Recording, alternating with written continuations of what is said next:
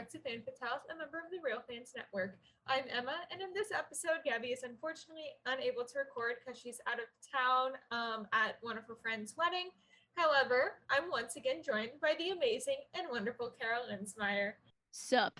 Perpetually tired editors in the house, y'all. Yep, I am the perpetually tired editor. Yes, in the group chat I have with Gabby and Emma, I literally labeled myself as the perpetually tired editor, and these guys are the princesses. Princesses and the perpetually tired editor. It's because great. I'm always tired. These guys know I work a lot. Yes. We appreciate all of her work. So in this episode, we are doing a first for Fan Fatales as Kara and I travel to Gotham City to talk about some of our favorite heroes and villains, as well as Team Starkid's Holy Musical Batman and the Robert Pattinson The Batman film. So Kara, yes, shall we get started? Yes, but before we do get started, Emma and I wanted to dedicate this episode to the late, great Gilbert Gottfried, who unfortunately passed away April 12th, 2022. We love you, Gilbert, and we are praying for you and your family. It was like devastating news to find out. Yeah, it sucked. But anyway, the Batman. So yes. The synopsis is Batman ventures into Gotham City's underworld when a sadistic killer leaves behind a trail of cryptic clues. As the evidence begins to lead closer to home and the scale of the perpetrators' plans become clear, you must forge new relationships, unmask the culprit, and bring justice to the abuse of power and corruption that has long plagued the metropolis. It was directed by Matt Reeves and was released on March 4th of 2022. The cast includes Robert Pattinson as Batman, Zoe Kravitz as Selena Kyle / Catwoman, Paul Dano as Riddler, Colin Farrell as Penguin, Jeffrey Wright as James Gordon, John Turturro as Carmine Falcone, and Andy Serkis as Alfred. So prior to the film's release, the website created by the Riddler that is in this movie called Radalada.com, which fans would be able to find through decoding the Riddler's messages in commercials, promos, and posters for the film. They would be able to access the website through and through a bot. Fans would be able to quote unquote speak to the Riddler through the bot on the site. However, now that the film is out, when you go to type into the site, it now says it has been seized by the GCPD. And Zoe Kravitz, the actress who played Catwoman, is Jason Momoa, the actor who famously plays Aquaman in the DCEU. She's his stepdaughter, which I'm like, oh, that's fun. Keep it in the family, fun. I guess. Yeah. And now my favorite character. Paul Dano's character and actions of the Riddler were highly based on the real-life Zodiac killer, and there were also elements of other well-known American serial killers shown throughout his writing and character throughout the film, such as Ted Bundy, Charles Manson, and Jeffrey Dahmer. And then my final fun fact, just because I love this show so much, actor Jay Kurgo, who portrays the third Robin, Tim Drake, in the TV show Titans, had a small cameo role as the young goon in the subway scene. He's the one with the half face of clown makeup. Yeah. At the beginning of this film. And I found that out and I was like, oh, that's funny. He's also the first Tim Drake actor. Like the first actor to portray. Oh, he's the first live action Tim Drake. Yeah. Oh, that's so cool. So man has been in 2 Batman related things and is the first live action Tim Drake we've gotten. So this isn't going to be a typical Fan Fatales movie reaction where we just have taken notes throughout the film. We have some topics that we're going to talk about, but it's just going to be more so conversation rather than. Yeah, which is normally how the podcast that I do go. Well, the movie just came out. We're recording this on April 22nd. It just came on to HBO on Monday. Yeah, it just came out a few days ago. It would have been a very quick turnaround. I saw it in the theater twice. Same. Yeah. I love how the first thing on my list that I came up with is the last scene of the film. Let's wait on that a bit. Yes. So, first off, Robert Pattinson is Batman / Bruce Wayne. He's never Bruce Wayne in this film. He's Bruce Wayne in one scene. Yes. Yeah. And it's just goth Bruce Wayne. He's literally like, he looked like he stepped out of a Panic at the Disco concert. I saw a great video, and it has to do with one of my other bullet points, where this is a millennial Batman. Oh my god, it totally is. And then, which would mean, with one of my other bullets, we'd get a Gen Z Robin. He would be active on TikTok, and we all know it. Yeah. Can we talk about Gen Z Robin? Can we talk about TikTok influencer Riddler? Oh. I was waiting for him to say like and subscribe. Literally, I was waiting for him to say like and subscribe, and he didn't, and it kind of made me a little bit sad. Yeah, so y'all don't know this about me. I'm a Riddler freak. It's bad how much I simp over Richard Grayson as Robin, so we're even. Yeah, it is true. That is true. That's true. I will say I have simped for many different versions of the Riddler. This is the one that I physically can't bring myself to simp for. I physically can't do it. Because he's scary as hell. This is the first Riddler that scared the crap out of me. Yeah, I agree. Because I grew up, many people don't realize this about me, but I grew up on the original Batman TV show. Oh, so Frank Gorshin. Yeah. Oh, like God. the 60s. Yeah, 60s show. Yeah, the 60s show. My dad would rent it from Blockbuster, and that's how that was the first superhero content I saw, was the 60s Batman. Yeah. Yeah, first... My whole family was more DC than Marvel until like 2014. Yeah. My family's been a pick and mix of both. It's mainly my dad and I. I would say that, with my dad and I being more DC than Marvel.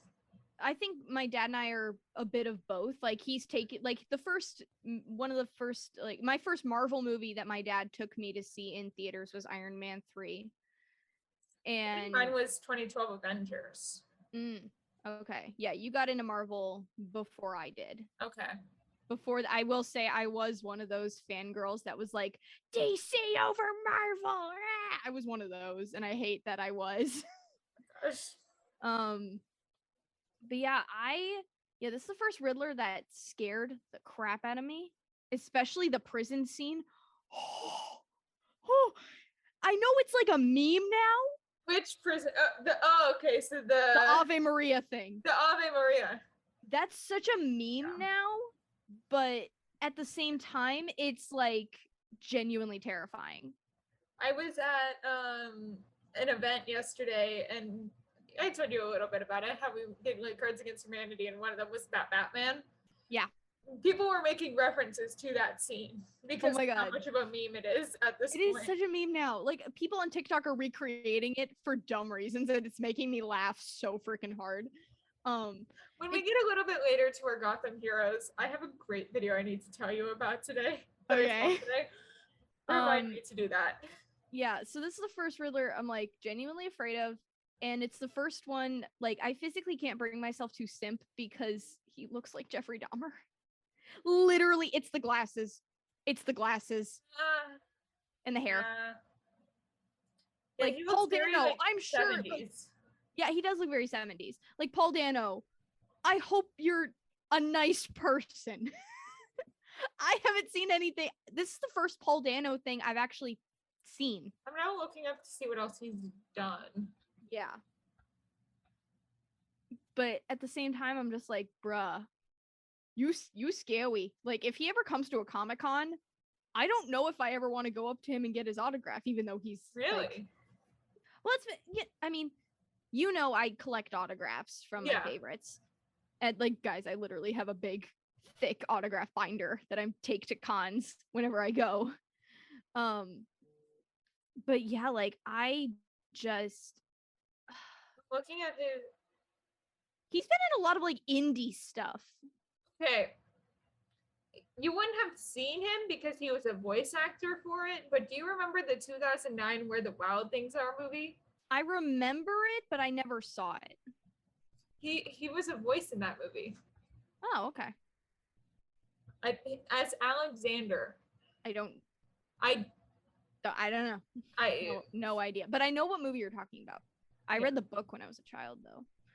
I was Yeah, 8 when that film came out, so I would have seen it. yeah. Speaking of like all things like Riddler and stuff, his costume. This is the most different Riddler that we've ever seen ever. I really like it because usually, like when I think Riddler, I think of the green suit, the one that I wear because yeah, I the one that cosplay. you cosplay. Yeah, like, I green cosplay suit 4 with different the versions of the purple, Riddler. To get a little bit later, it's what Meredith wears in Holy Musical Batman. Yeah, literally. Yeah. I'm so used to that one that like it's weird. It was weird seeing it the first time, but I will say this movie really went for trying to be as modern as it can. Yeah. And if an actual, like, for me, theoretically speaking, minus what happens at the end, theoretically speaking, this could take place in the same timeline as Joker, which really went for realism and modernism. This really went for the same tone. Yeah, in the original like Bat Fam group chat that we were creating. Yeah. Our good friend Brandy, who is my Harley Quinn. I love her. I'm Richard Grayson. Why am I saying I love Harley Quinn? Well, I mean, who doesn't love Harley? True. But she made her Harley costume very grounded in reality, kind of like inspired by this film. Yeah. Yeah, because this also, I don't know if you've seen Austin's Red Hood or Jason. I have. He also made it inspired by this film. Yeah, for me, this really would be like the most realistic Riddler if he were to exist. Because like if it was like, if we ever get the green tux, great. Love it. I will be so happy to see Paul Dano in it. We probably will. We probably will if we get the trilogy that we think we're getting. But at the same time, for what they were going for modernism, realism, dark, not just in tone, but actually in color, because most of the movie takes place at night. I love that they actually really went for, the mask. Yeah, I do too. I really like it. For the environment that they established, most of the villains and Batman himself would not be wearing the classic comic book stuff. Like Riddler would not be killing people in a bright green tux with gold question marks painted all over it. Yeah. Like it works for other environments, just not this one. The Tim Burton films. Tim Burton, it totally would have worked. Yeah. Although the Batman Forever thing, that's its own species because that's Joel Schumacher. Oh, but that's what I meant. Yeah, it's technically, and he didn't even like have the suit. Like Jim Carrey had a jumpsuit essentially. True. He basically had a jumpsuit throughout the entire film. But with all this like modern realistic of this film, because I am so convinced we're gonna get a Robin if we get this trilogy. And I think I know which kid you're thinking is gonna be Robin. The mayor's kid. Yeah, he's totally gonna be Robin. Like, I'm sorry. Like, and if he isn't, I will be shocked. All they have to do is be like, the kid's name is like Tim, Jason, or Richard. Yeah. Or even Damian. Not that we like Damian Wayne as a character. I'm just saying that could be just a name that they choose for homage sake. True. Or I know you and I were talking last night. The actor who plays Tim Drake, he could be Jason Todd in this universe. He looks like he's old enough to play Jason Todd in this universe. Well, yeah, he's like. But at the same time, this is only 2 years into Batman's career. True. So it would be a little early to get a Robin, at least in my opinion. Yeah, but like, so I'm gonna bring up the Titan show again. That show is also really grounded in reality, and their Robin costumes like very dark. Like, it's like a burgundy or like a maroon red rather than like cardinal red. Yeah. Rather than what Nick Lang wears. Oh my god, we'll get to that. So speaking of like the modernism and the realism that they went for, there's 2 things I do want to say. Is A, which we already brought up, is Riddler is an influencer, which I thought is I can't believe no one has thought about that with supervillains before. I know. Like, how has someone not thought of that for a movie? I know. because It's like Young Justice, they're doing like a whole thing with the Outsiders. Well, that was season 3, but they're still having the Outsiders be their own team. yeah, Their whole thing is being like social media influencers, and it's like Beast Boy and like the young crop of heroes yeah, like trying to like prove that the Justice League is good. how have other things not thought of something like this before? Yeah. And the other modern thing is, and I don't know how familiar you are with the Arkham games and everything. I've seen like clips. I haven't watched Okay. it entire. Well, the total reference to it. So there's this feature in the games called detective mode, where it basically like kind of puts these lenses over Batman's mask to see through walls and see the heartbeat, and or if thugs are threats or if they're armed and stuff. Yeah. The contact lenses that Bruce had in this movie, total homage to that. Yeah. It's totally an homage to that. And also, that makes total sense. Him wearing contact lenses, so A, his eye color would not be seen. Yeah. And because he has very striking eyes. Just Batman has always had those. But also so he could film everything and record everything, because Batman's not going to carry around it like an iPhone to take pictures of stuff. Yeah. It makes total sense. Yeah. I love realism in movies. I know you do. It's great. What did you think of this Alfred? I think there wasn't enough of him. I agree. I love Alfred as a character. And this film just had like nothing of him. Yeah, and I don't know if it's like, and this could be purposeful. They could be saving him because he's played by Andy Serkis. Andy Serkis can kick ass. Yeah, I feel like they're saving him for a later film. Yeah, and like so far in terms of live action Alfreds, the only live action Alfred that we've seen kick ass, is Sean Pertwee in Gotham. Yeah. So you'll be bringing up Titans, I'll be bringing up Gotham a lot. Yeah, I'm mad at Titans and how they handle Alfred. Yeah, for me, I just think there wasn't enough of him. What we did get, I really liked. I really liked that. I agree. I don't know. I just think there wasn't enough. I agree. And that could be because, there was a lot of, stuff that's crowded. It's also, it was filmed during COVID and which like, yeah. Some of it you can really tell that it was filmed during COVID. That's what I was about to say. It's not as bad as Suicide Squad 2. It's not as bad as the new Suicide Squad. Or Fantastic Beasts 3, because that's the whole reason Tina wasn't there the entire film. Yeah. Let's be honest. I will say there are some scenes like in the new Suicide Squad movie, you can tell how like it was filmed during COVID. Like it's kind of weird how much you can tell, and I kind of hate that. But yeah, you told me not to watch it, so I never watched it. I would not recommend it unless you are bored. Okay. Yeah, we ripped it apart on my podcast. It was great. So thing I want to bring up, because this was one of my very few pet peeves about this movie. Okay. Penguin. What do you think of him in this? Because you and I are used to a very different Penguin than what we got. It says it all. Just Yeah. Thing I was a little miffed about was the accent that they gave him in this, because I'm so used to him being British. Yeah. Like the New York gangster accent seemed a little off-putting. Yeah. But again, they were going for realism. I get that. But still, did they have to give him the Capone gangster accent? Now I'm trying to remember what the accent is in Holy Musical Batman.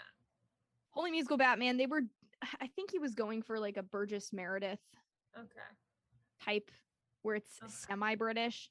Okay. I just like was like, oh yeah, he is in that. He's like semi-British. Yeah,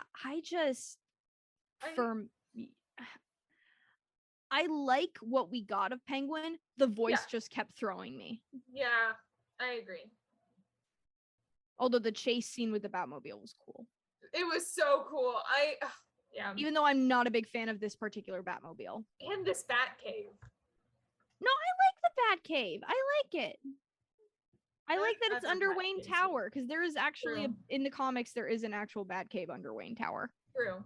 So one thing that kept on throwing me off when I first saw this movie What? is Martha being an Arkham. Is that a thing in comics, or is that? Okay, so the Waynes being corrupt, quote unquote. Yeah.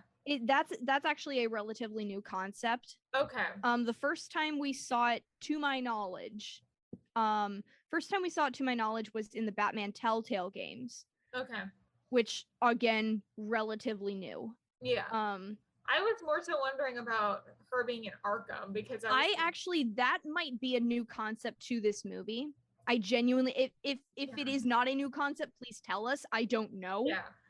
I'm sure that Andy, when he watches, because he has Holy Batcast, he'll be like, Emma. Yes, Andy, please tell us if Andy, please tell us. We need your wisdom. But yeah, I was just like, because I heard it and I was like, but. Well, I don't think, okay, it definitely, was it Martha that was in and out of institutions, or was it Martha's mother that was in and out of? Martha. Okay. I believe. Yeah, because it wasn't clear. At least to me it wasn't. And I saw the movie twice, so. I agree. Because I was like really thrown off by it. And then I took, like, when my dad and I went to go see it, we went to see it together for the first time. And then I saw it with my friend Emily, and I was like, there's something weird in this film that I don't know if it's actually like Batman canon or not. And I want to see if you know what it is. And she immediately, when we left the theater, was the fact that Bruce is like is the child of Arkham and the Waynes. Yeah. The Waynes being corrupt is a relatively new concept. Martha being an Arkham, that might be an even newer concept. Okay. I don't know if it's original to this movie or not. I just don't know yet. Yeah, I was just curious, and I know that you've had your Batman podcasts and all that stuff. Yeah, I was on the Gotham podcast for 3.5 years, I think. Unfortunately, it's gone. Yeah. You can't find it anywhere. You watch Gotham. You do. It's so good. I'm gonna wait for my dad and I to watch it because he's already seen it and wants to see it again. Okay, that's fair. So Zoe Kravitz as Catwoman. I love her. I have mixed feelings about her, but in a positive way, I guess. Yeah. So you go first. So this is already gonna be a little bit of a squirrel moment. Did you see her like press junket for this movie? Her with Robert Pattinson? Not even that. What are you talking about? The fact that she took pictures of her drinking milk like a cat. Oh, that's funny. She did that. I don't know if Michelle Pfeiffer may have done the same thing. The thing is like she just like unprompted posted pictures of her doing it. It wasn't even like that's funny. Warner Brothers did it. And I think that's my favorite thing about her. How much are you willing to bet that Robert Pattinson told her to do it on a dare? That's my theory. So cute together. I hate their chemistry. Their chemistry was not good. I was gonna say their chemistry was lacking. Like, it was great on her end, not so much on his end. Then again, I haven't seen Twilight, but I don't want to think about Twilight. I will say, to me, nothing will ever compare to Michael Keaton and Michelle Pfeiffer in Batman Returns. Nothing will ever compare. I agree with that. I really liked her as Catwoman, though. I thought she was like, I thought with what she was given, she did a great job. Yeah, I agree. I just think their chemistry was lacking. Yeah, I agree. Yeah. So I'm sorry, I just remembered a stupid line from the Titans TV show. Of course you did. So Bruce is giving relationship advice to Jason. Gosh dang it. Bruce is not a role model for relationships. So, but can I tell you the one quote? He's What? like, if she has a thing for cats, don't. Just don't. Don't. That's funny. So I just had to bring that up because Selena Kyle. I love that. So my talk about actually no one more thing I want to bring up, because this was actually very exciting for me. Was Gordon was not used as a plot device in this movie. He was actually part of it, and that made me really happy, because no offense to any other like actors who have played Gordon and all, Gordon has largely been used as a plot device for Batman. I agree, especially in the original 4 movies. That and like the animated stuff.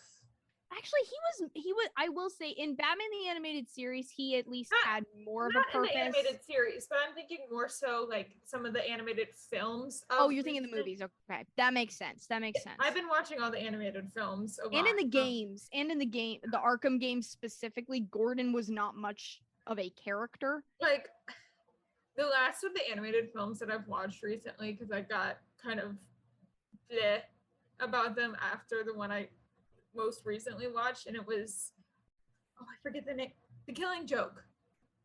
Oh, we don't talk about Killing Joke. Yeah, we don't talk about it. The only good things about that, and it's not even like they were given great script, but is Mark Hamill as the Joker, because it was great casting.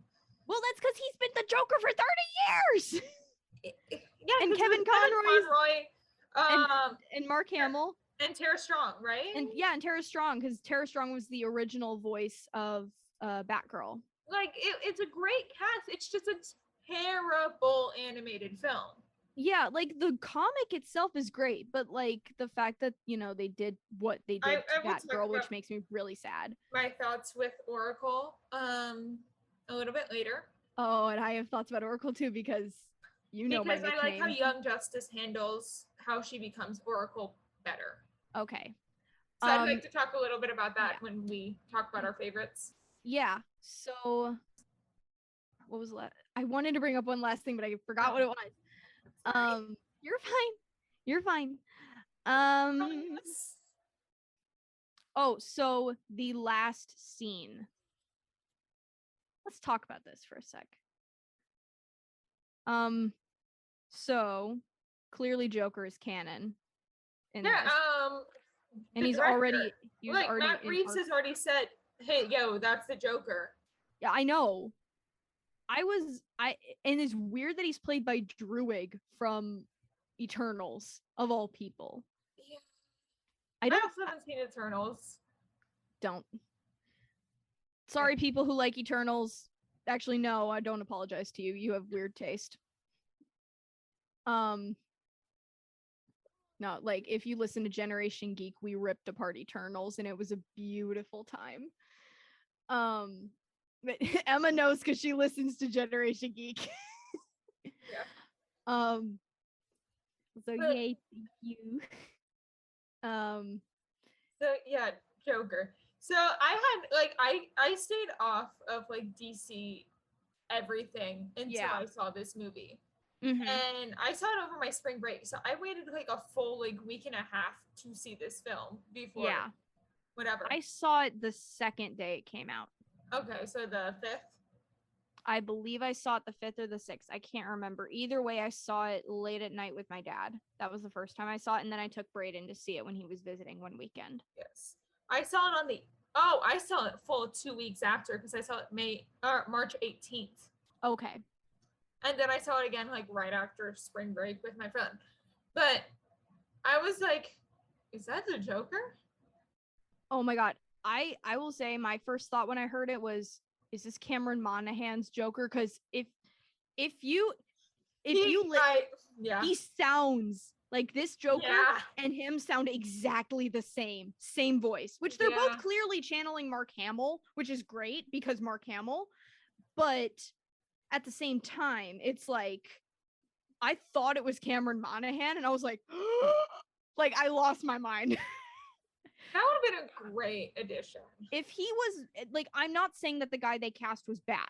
I'm not saying that at all. I'm just saying if we had gotten Cameron Monaghan, I would have lost my mind. Yeah, especially because an early episode of Fan Fatale was the Cal Kestis.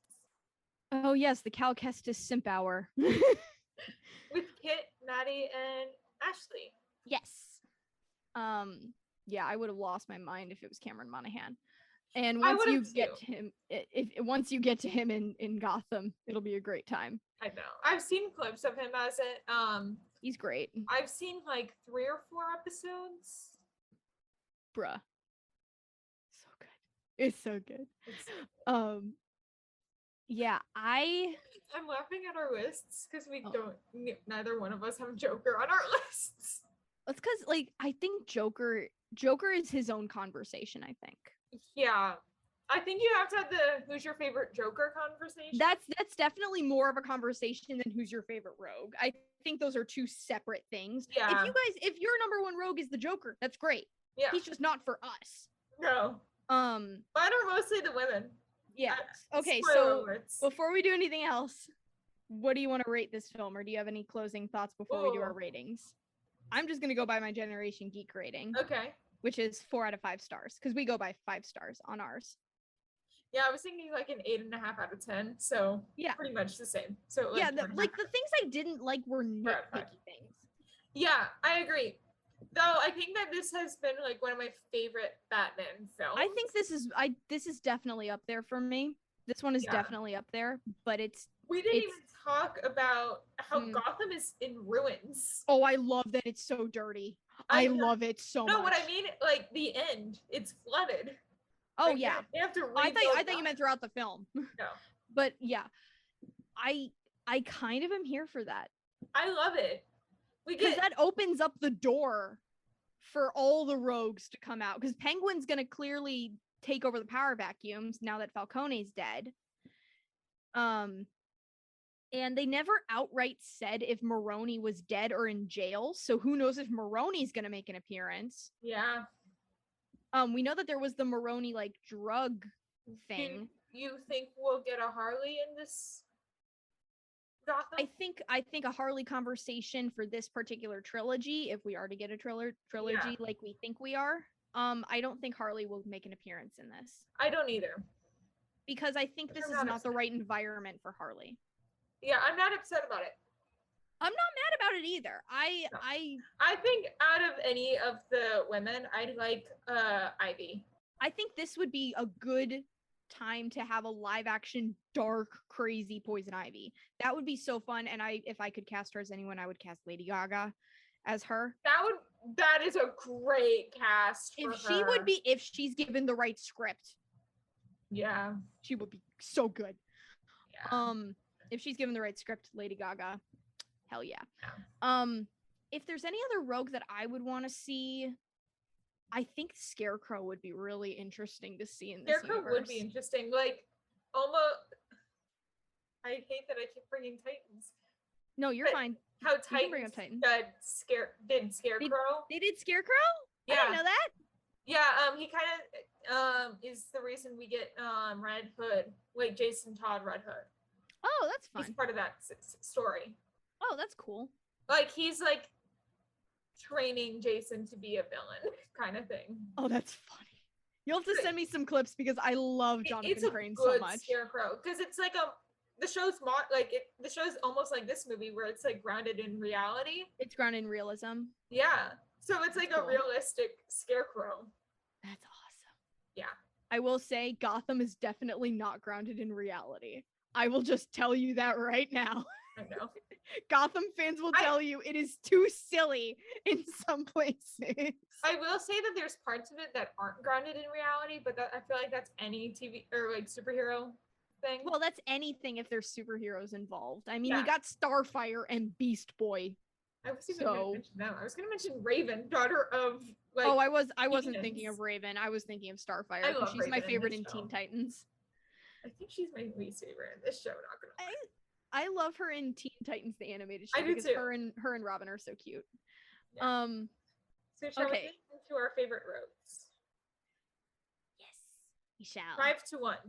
Okay. And you know how Gabby and I do it, where we do like. Yeah, you go. Yeah. You each go over it. I've listened to the shows because I have to. You don't need to explain it to me. I know.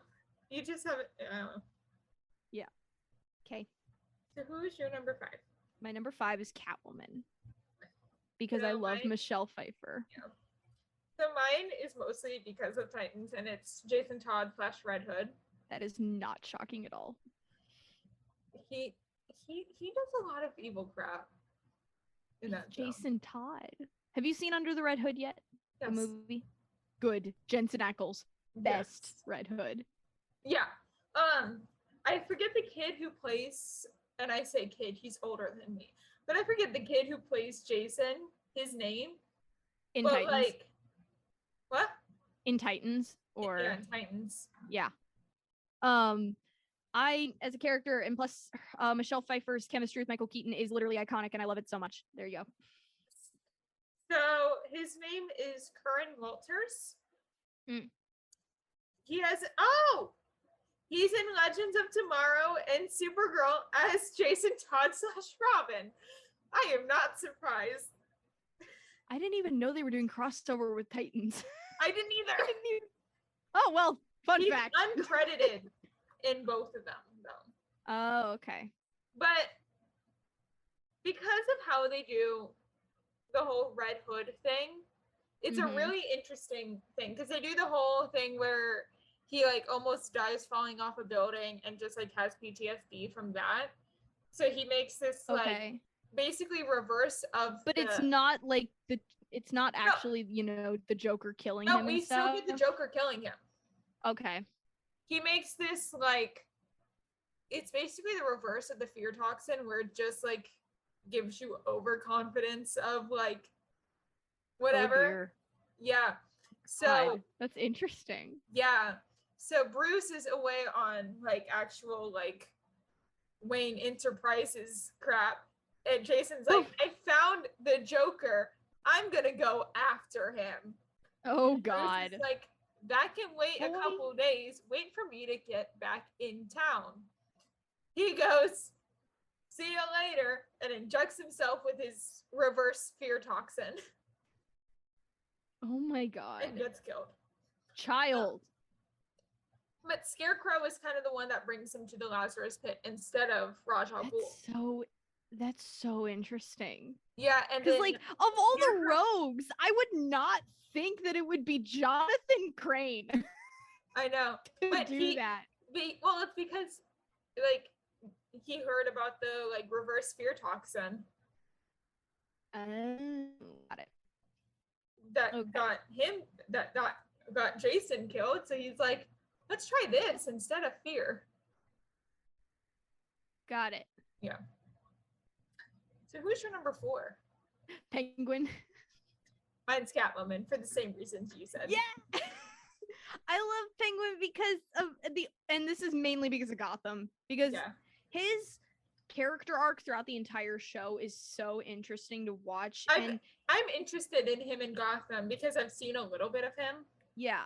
And I met Robin Lord Taylor, the guy who plays him. I met him at a Comic-Con a few years ago, and he was so sweet. He was so kind. And I cosplayed as female Penguin when I met him, and he thought it was so cool. And when we did our little photo op thing, he's like, no, you have to do the umbrella pose. I'm like, yes, sir. I was so excited. Yeah, Sean and I are trying to we're gonna get the photo. I think the photo op for Kevin Conroy, and I oh my God, Kevin Conroy is such a sweet man. I talked to him. Nightwing. Oh my God, I talked to him when I was dressed as the Riddler, and oh my God, it was so cool. He was the sweetest man when I met him. We talked about voice acting because he didn't have a line, surprisingly, at the con that I was at, and probably because people didn't know who he was. But at the same time, like he signed a Batman poster for me, and he said, "I am vengeance, I am the night, I am Batman" on it, and it was so great. We talked about voice acting. He was the sweetest man ever. He was so lovely. But yeah, Penguin's the only version of Penguin that is actually like likable to me is Robin Lord Taylor's in Gotham. Yeah. I like where they're going with him. Yeah, like Danny DeVito, like love him as a character actor. Like as a character actor, I don't like him as. oh, Penguin is like him as Penguin. He's totally not likable as a character, but like for what they did, it worked. Yeah. What they wanted to do. Yeah. I'll have you on when we talk about the Robin Williams thing. My number 3. Yeah. The Riddler. I'm so mad. Okay, but here's the thing. I'm bitter. I've cosplayed number 2 on my list. That's fine. And number 1 is number 1. My number 3 is Scarecrow. Yes. Which version of the Scarecrow? Ooh, I love him as a character, like just in general. Yeah. But because like he's just so interesting. Yeah, he's been in a lot of like DC fan fictions I've read recently. When did the Nut take over the Nut House? Basically, like I love that concept with him. Yeah.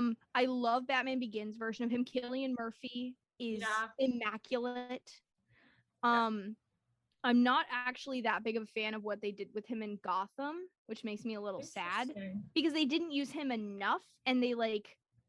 That's what they. You won't like Titans for what they did. Like, they don't use him nearly as much as they could. Okay. Because he's more so the mastermind behind the plan, whereas Jason's like the the muscle. Yeah. Okay, I get that. So that's my main reason for like I love Scarecrow, but my favorite version of Scarecrow is actually one that isn't canon. Okay.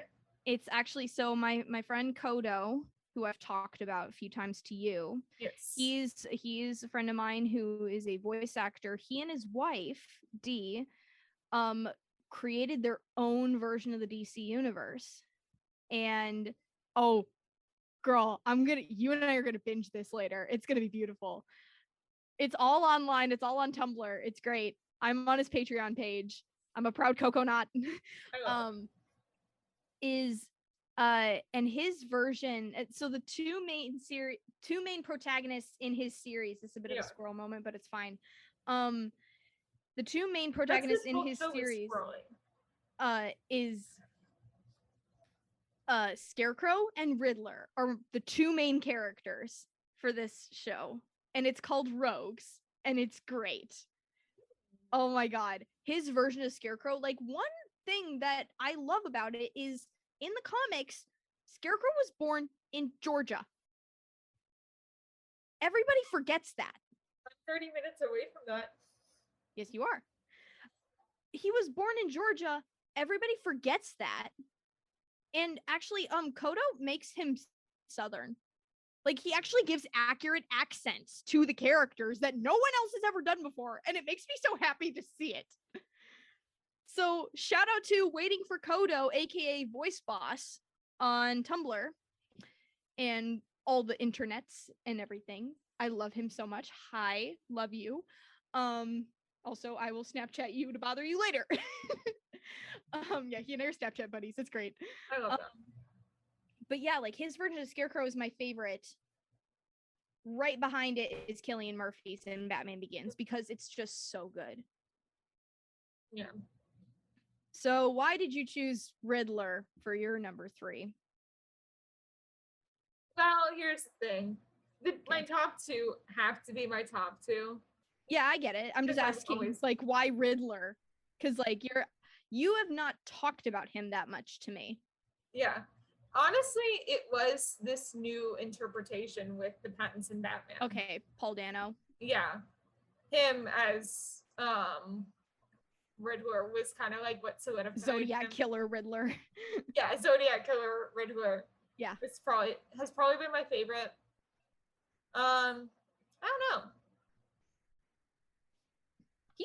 He's like also a really popular one that fan fiction writers use when I read fan fictions. Because that's very accurate to his character and it makes me sad. Some of them that I've read have been. Some of them are good. I haven't seen a lot of them that are great. Yeah. They do better with Scarecrow than they do with I will say one of my favorite Batman fan fictions out there is a Scarecrow / OC one. It's very good, called Shadows Nevermore. Look it up on fanfiction.net. It's great. Forget that he's in Young Justice. Oh, Riddler. Riddler. Oh yeah, he's voiced by Dave Franco. With his dumbass sideburns and haircut. I cosplay the Riddler. He is one of the versions I will never cosplay. I love that. Oh, they changed I the voice love actor. the jacket that he has. They recently changed. What are you making a face at? Okay, I don't know what Young Justice Legacy is, but hold on. Oh, it's the game.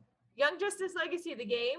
The actor who voices Wally West in the TV show voices Riddler in the game. That's so weird. That's why I went. Like, huh? Because I love so Wally. Odd. I love Wally. I know you love Wally. I'm still, like, even after the episode that came out yesterday, I'm still determined that he's coming back this season. I know you are. And I've seen other people who are also determined. Okay, so who is your number 2? Poison Ivy. I love that. So in 2015 or 2016, I can't remember when.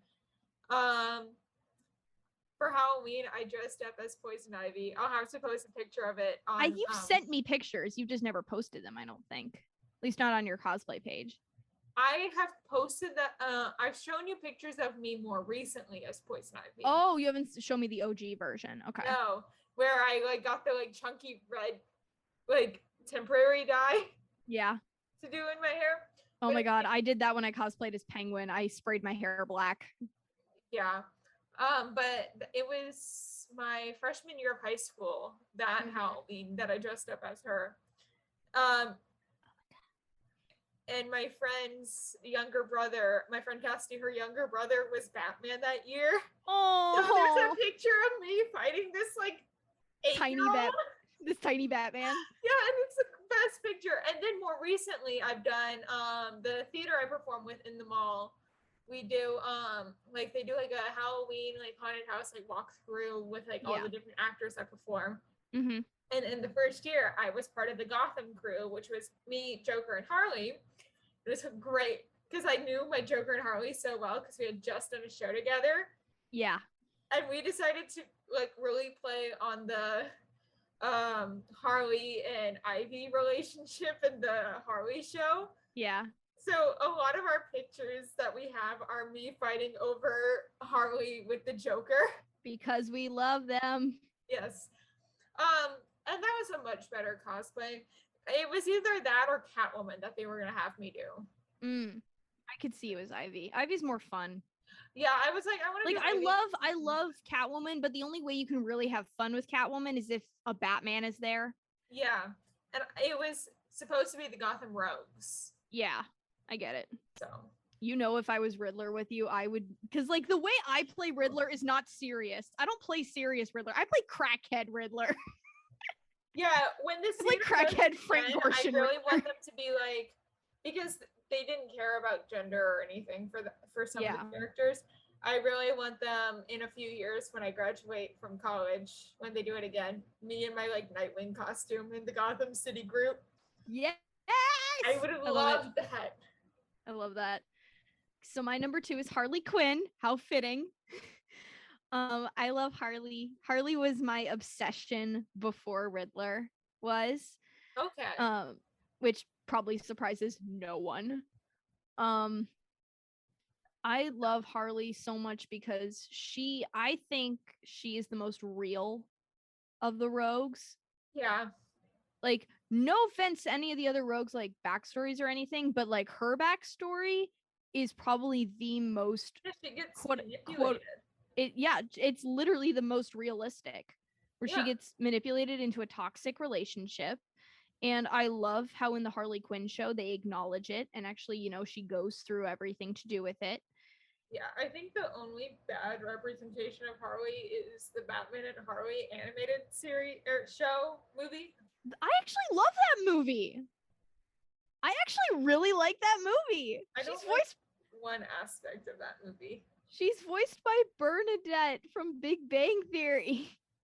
There's one aspect of that movie I will never forgive. What? Do I really have to speak? I can't hear you. What? So in the film, she like sleeps with Nightwing. Oh, that whole thing. Yeah. She's like, "Hey, weren't you the boy wonder?" Which is like proving that she's like old enough to have fought him as like a child. Yeah, that's a bit that. Yeah, that's. Yeah, I get it. So I don't like that one. As you're also such a Nightwing simp. We'll get to that. We'll get to it. Yes, we'll get to that. Yeah. So yeah, I love Harley. She's fun. Also, Harley Quinn has been now voiced by 2 of the Big Bang Theory ladies. Kaylee Cuoco voices her in the Harley Quinn show, and the chick who plays Bernadette voiced her in the Batman and Harley Quinn. Now I'm waiting for Mayim Bialik, aka Amy, to play her in some way, shape, or form.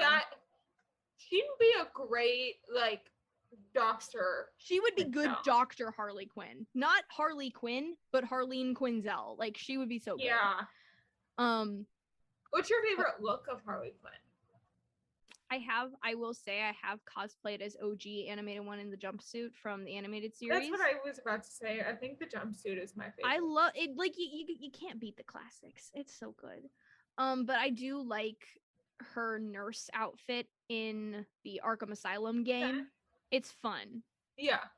And it's adult, which is what they were going for in the game. It worked for the environment. I wasn't a huge fan of the biker outfit they gave her in the Arkham City game. Yeah, I'm not a huge fan of her suicide look. I will say her looks in Birds of Prey are really fun. I love her Birds of Prey look. I hate her Suicide Squad looks.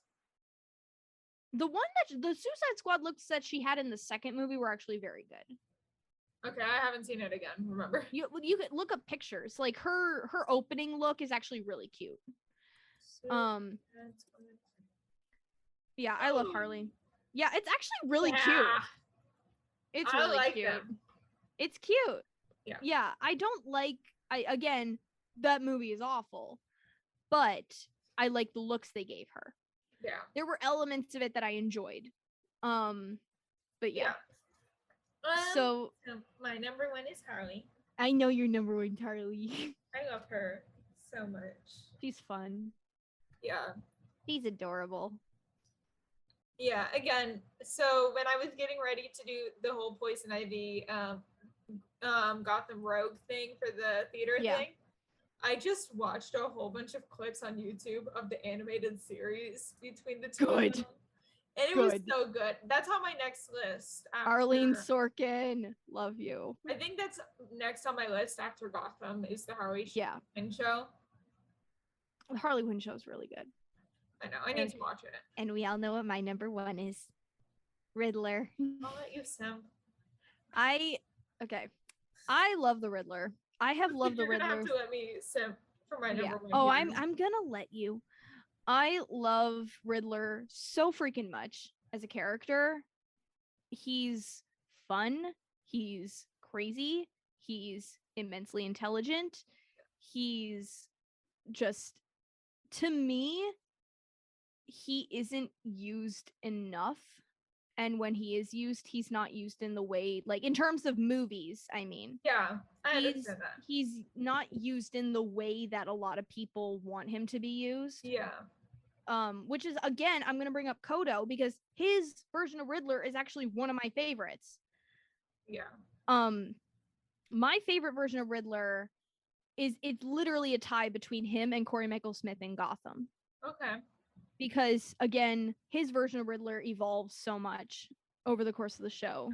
I imagine. Yeah. But the first Riddler I fell in love with, actually, was the Arkham City Riddler. Interesting. Yeah, I know you wouldn't think that of me, would you? No. No, that was the first one I fell in love with. I don't know why. I just thought he was so handsome. Yeah. In his dirty, gross ass suit. Whoever decided to turn the Riddler into Jigsaw, good on you, because that is the best turn of the character that there has been ever, in my opinion. Yeah.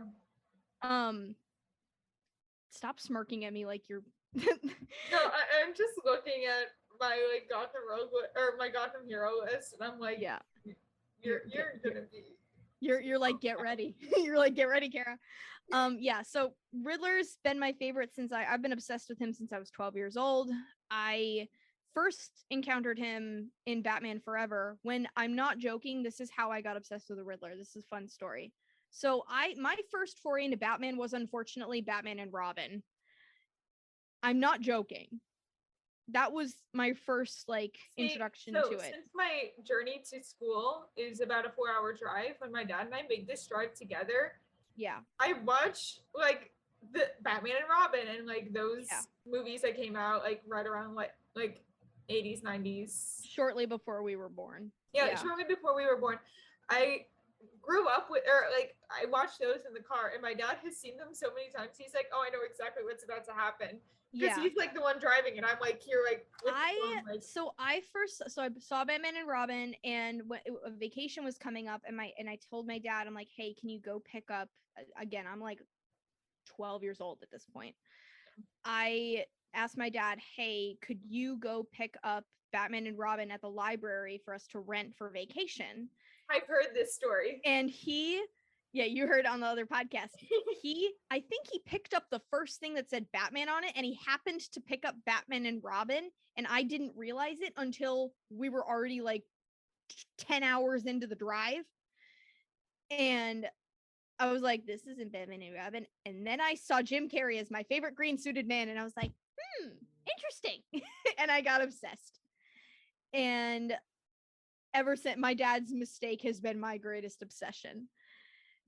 And ever since then, I've cosplayed as 4 different versions of the Riddler. I cosplay as the Arkham City version, Arkham Knight, as Prisoner Riddler, and as Female Riddler. And I will be cosplaying number 5 with Paul Dano's version. Emma has seen it. I already have the mask. I bought it literally the day after I saw the movie. You have to, because of how many Riddler cosplayers. Oh, I'm sure. I literally got it from an army surplus store, like the people in the movie did.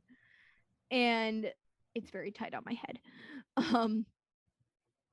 But yeah, I can't say it enough. I love the Riddler so much. Yeah. And now on to our heroes, because that took a while. So we're doing Gotham Heroes instead of Bat Fam because we wanted it to include. Because there's a lot of different people to include in that list that aren't necessarily Bat Fam. Yeah, like my number 3, Alfred Pennyworth. I mean, he's technically Bat Fam, but he's the head of the Bat Fam. What are you talking about? Sorry, Bruce. You are not the head of the Bat Fam. Alfred does your taxes. Alfred is the glue, making sure that Damian doesn't kill someone and that Jason doesn't kill Tim.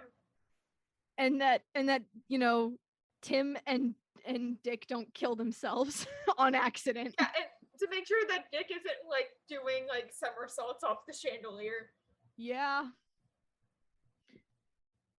But I think my favorite Alfred moment, I don't even remember which of the animated films, but it has Damian and Nightwing arguing, and Nightwing is about, or Dick / Nightwing, he's about to like curse out Damian. He's like, "You son of a," and then Alfred just gives him a look. No, Alfred goes, "Master Grayson." I love that. One of my favorite moments such a dad of all time. And you will love the version of him that Sean Pertwee gives in Gotham. Already loved him. He's a great Alfred. Now to complain about Titans. In the first season, Dick calls in a favor, and then he's never mentioned or seen in the show. And then 2 seasons later, right after Jason's funeral, Dick is like, "So where's he going to be buried?" And Bruce is like, "Oh, in the family lot." Or family plot, right next to Alfred. I was like, when did Alfred die? That makes me sad. And Jim's also dead in this. So no! It's Barbara as Commissioner Gordon, though. Okay, that's cool. That's I fine. really like her as Commissioner And Gordon. that's not the first. That's actually not the. There are 2 other times where you see Barbara take over as Commissioner Gordon. It's like she's sick of being like Oracle and just like dealing with like being Is Oracle. she paralyzed or not? Yeah, she's paralyzed. Okay. So like she's been Oracle and she like gives up the life of fighting as Oracle even and becomes Commissioner to like help the people of Gotham in a better way. Nice. And I really like that. Yes. So my number 3 is Oracle. Yes. AKA Batgirl, AKA Barbara Gordon, but I love her so much more as Oracle.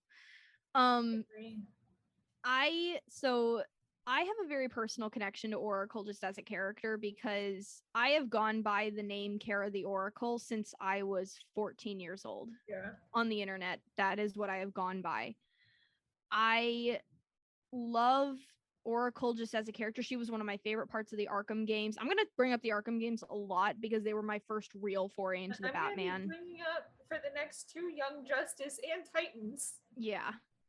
So I love Oracle just as a character, and she was, to me, like, you guys can love Batgirl and all the stuff she did as Batgirl, but to me, she was so much more interesting as Oracle. I agree.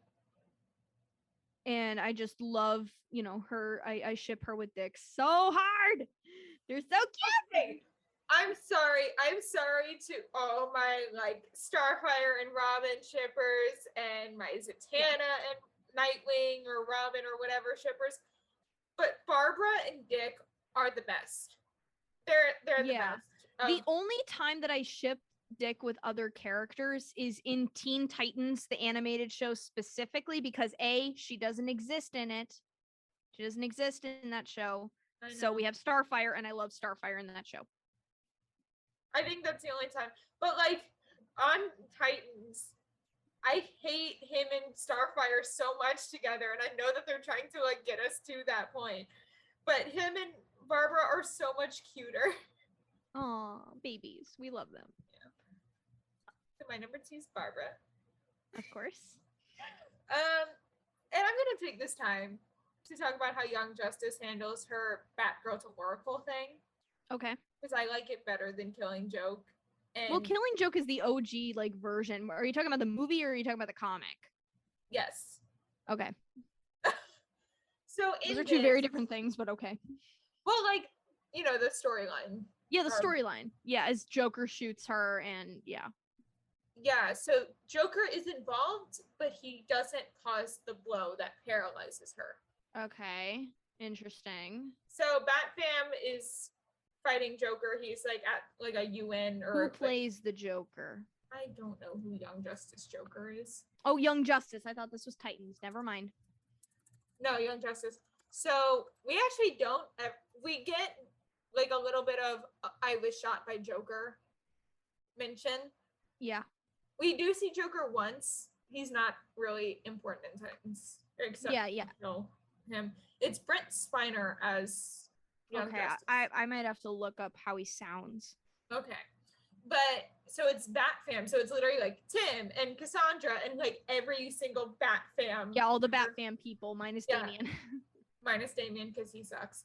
And he's also like a 2-year-old at this point. Mm-hmm. So like yeah. But they're like fighting him. He's at like he took over like a UN whatever conference or like UN equivalent government thing. Mm-hmm. And Orphan. I think that's Cassandra. Yeah. It's either that or Stephanie. I think it's Cassandra. Cassandra, who is Orphan, who's the daughter of a villain. So she kind of grew up the same lifestyle as Damian, like learning to be an assassin. Yeah. And is growing out of that. She goes to kill Joker. And Barbara gets in the way and is like, no, you're not going to kill him, and gets sliced in the back. Saving Cassandra from turning to like, I'm killing people. Yeah. Interesting. Which I really like. Interesting.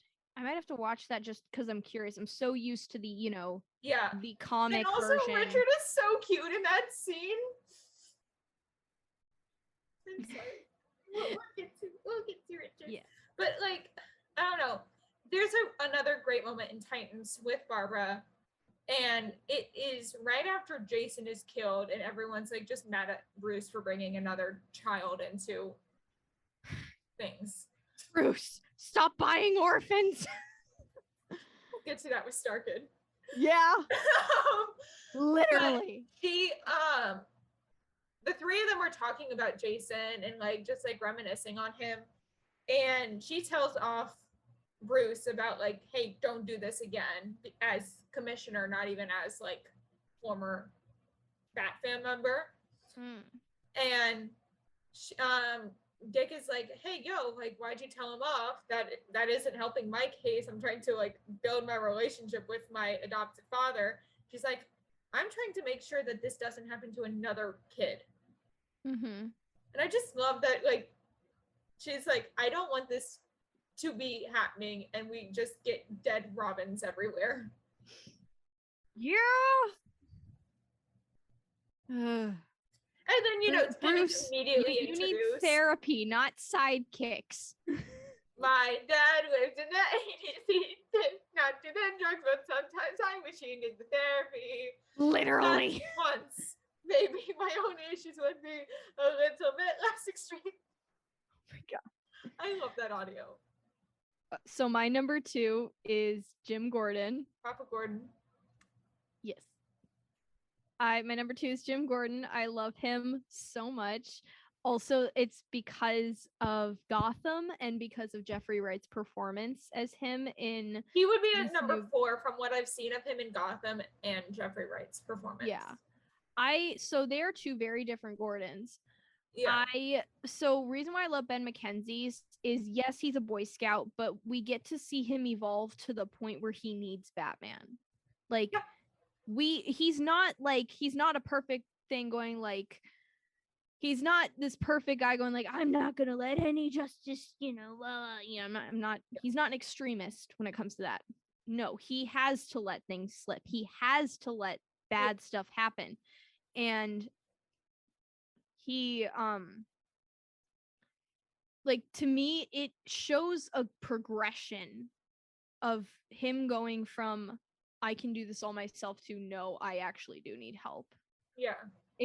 That's what I love about it. As for Jeffrey Wright, I just love that he wasn't a plot device. We actually got to see him kick butt, and we got to see him actually help Batman work the case. They put this movie, I love that they put the detective back in Batman, which is something that too. We haven't gotten that, not in a long time, at least. But they put the detective back in Batman, which is what I have been wanting for so long. Not that I don't love a lot of the movies. I just like when smaller stories are done. You don't need to save the world. You just need to save Gotham. And that's one thing I love about that's your number 1 before I do my number 1. Yes. Just because I will. I know you're gonna go off. I'm gonna stop you, because timing. Because we haven't even gotten to the Holy Musical Batman. More time for me to. Yeah, I know. So my number 1 is Batman, of course. Bruce, you need therapy, but you're also the hero that Gotham needs. I like him a lot in Titans. I know I keep bringing up Titans. I know you do. My favorite portrayal of Batman will be Christian Bale. I love Christian Bale's Batman. He's an old Bruce in Titans. Mm-hmm. Because Nightwing is 30 years old. Kevin Conroy, he plays regular Bruce and old Bruce. True. He plays all the Bruce. I mean, he's been playing him since like the 80s. I know. I can't wait the 90s. The 90s. But just like, wow. Yeah, I love Kevin Conroy's Batman so much. And he was the sweetest when I met him. Yeah. And Batman is I love him. Like, I'm going to piss off a lot of fanboys when I say this, I hate Superman. I really do. I'm not a Superman fan. I love Batman more because there is flaws to his character that makes him more interesting. Yeah. To me, I think the only Superman is too I much of a like Boy is Scout. Brian. Brian Holden's Superman is great. Yeah. But I like Supergirl better than Superman. Like, I watched all the DC shows before they got off the rail. Yeah. I haven't seen like 2 or 3 more recent seasons. Yeah. I love Batman so much, and you know, where would we be without the Dark Knight as a character? We wouldn't have my favorite. Go ahead, go and simp. Go off. I'm gonna stop you at some point. I know. Go off. So, like, I guess it all kind of starts with the 1916 Batman show with Robin in it. Oh, Burt Ward. Yeah. But no. What I'm really here to talk about, for the little bit of time Kara gives me, is Young Justice and Titans. Richard Grayson. Here we go. Actually, fun fact, in Gotham, we got Richard Grayson's parents. Really? Yeah, we did. So, I'll start with Young Justice first, because that's been on the air more, or longer. I really like that in Young Justice, and I mean in Titans we're getting it a little bit, but we see him go from I want to be Batman when I get older, to the whole, that's not me. I don't want to be this leader. I want to just be me.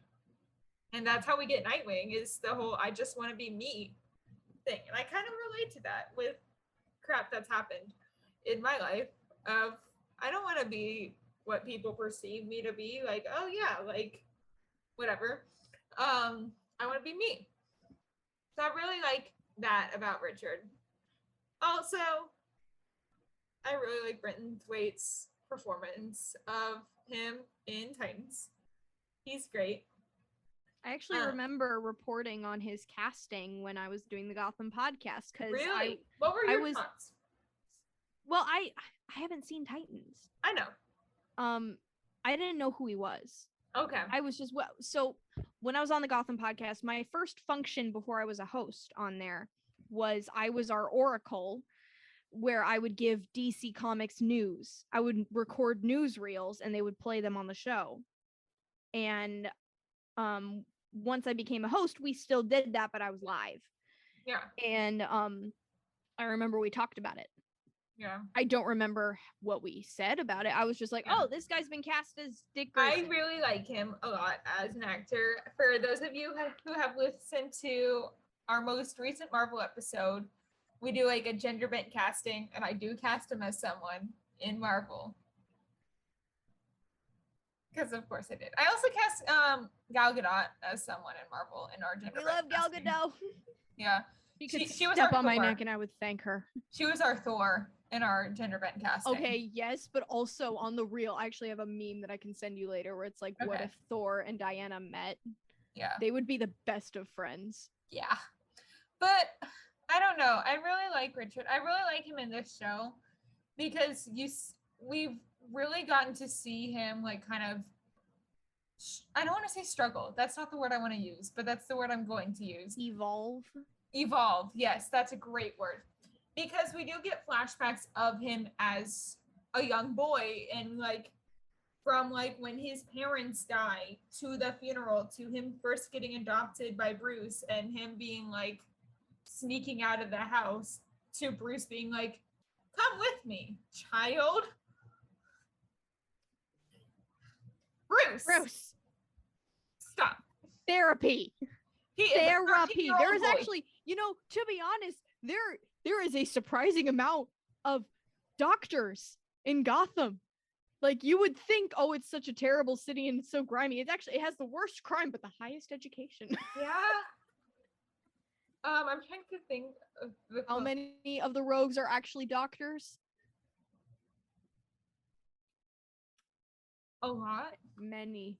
Scarecrow, Harley, Riddler. Yeah, well, I try to find the Riddler's not a medical doctor. He's an engineer doctorate. Oh my god, how many? There's so many doctors, man. Like Victor Freeze, Mr. Freeze. Like, Sorry, I was trying to find a quote that Nightwing said in Titans that I really liked, but I found a meme instead, and I love it so much. Of course. It's a picture of the Young Justice Nightwing from, I think, like season 4. And it says, and it has bullet points on it. And it says, swift as a coursing river, has the strength of a great typhoon, has the strength of a raging fire, and is as mysterious as the dark side of the moon. My God. The qualities to become a Robin. Okay. You know what they say, all it takes for evil to succeed is for good men and women to do nothing. That's Titans. Good men and women not doing nothing. Oh. He says that to Raven at a coffee shop, and it's the most adorable scene because they have such the cutest like father-daughter relationship in that show. That's so cute. It's literally like 30-year-old dad who's a cop dealing with his emo 15-year-old daughter. That's hilarious. It's the best.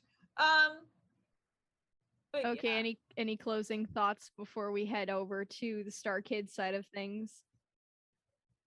There's so many. I could do a full episode by myself. Please no. I love you, but please no. Yeah.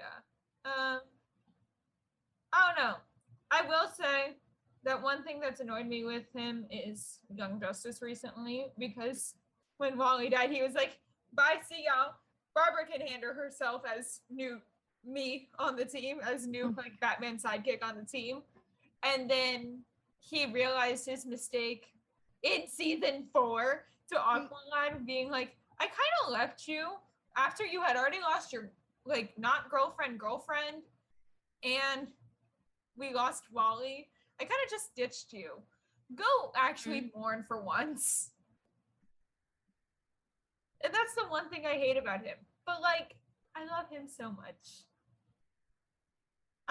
I literally, when I was starting my whole like DC rewatch, was just going through the many forms of Robin collection on HBO Max before they got rid of it, just to watch all of the Nightwing stuff.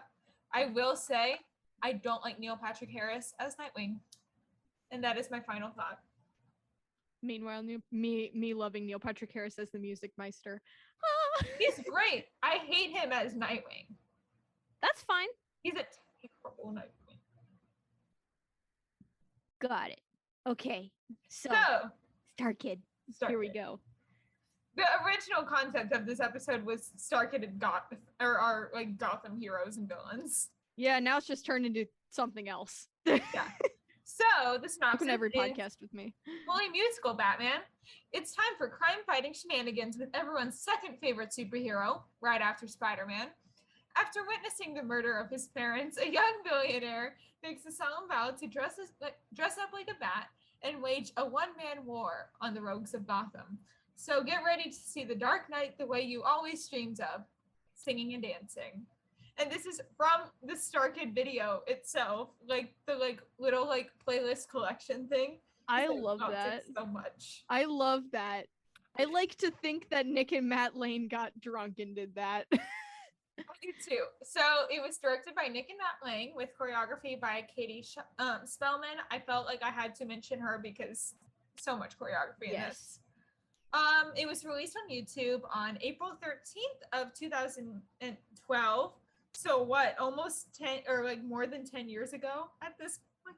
Oh my God. Yeah. Happy 10-year anniversary. Happy 2022. Happy 10-year anniversary. Film. How fitting that we're recording this. I didn't even realize that. I didn't even realize that until I read it. Happy anniversary. So the cast includes, aka here's the entire cast: Joe Walker as Batman / Chili Willy, Brian Holden as Superman / reporter, but we all know it's Clark Kent, Jeff Lim as Sweet Tooth / Aquaman in the last Aquaman and the guy at the beginning, which I will explain the reference to that.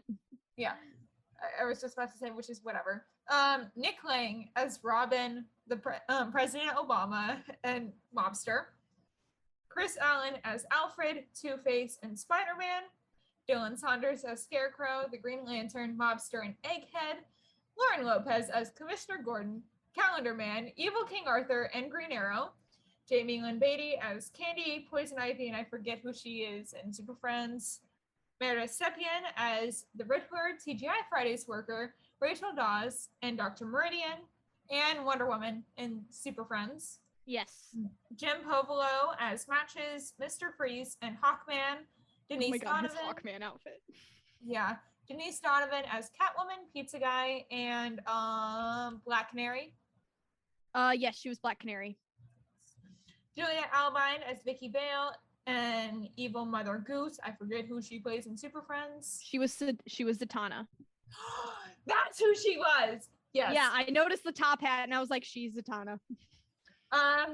Nico Agar as Sluggers, Evil Sherlock Holmes, Citizen. Forget who he plays in. He was like the shopkeeper guy. Oh no, in the Super Friends. Oh, in Super Friends. Oh, he was Plastic Man. Oh yeah. And then Nick Straws as Penguin and the cop. So here are some fun facts. I also have a fun fact when you're finished that I thought of right now. Okay.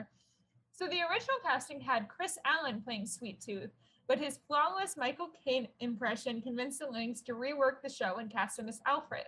When looking for a replacement Sweet Tooth, they immediately thought of their University of Michigan colleague, Jeff Blim's signature slasher smile, and Blim's energy took the character in a totally different direction. Jack Nicholson. Yep. Darren Criss has mentioned multiple times on live streams that this is his favorite album of any of the Starkid shows, which is so funny. That's so funny that that's his favorite, and he wasn't even in this show. No, but he said that he played Dark Side of Lonely Night at the party when he received his Emmy Award. Also, his Starkid reference that he made in his speech when he received his Emmy is hilarious. It's great. But I had to convince my parents that it was a Starkid reference because they did not believe that it was.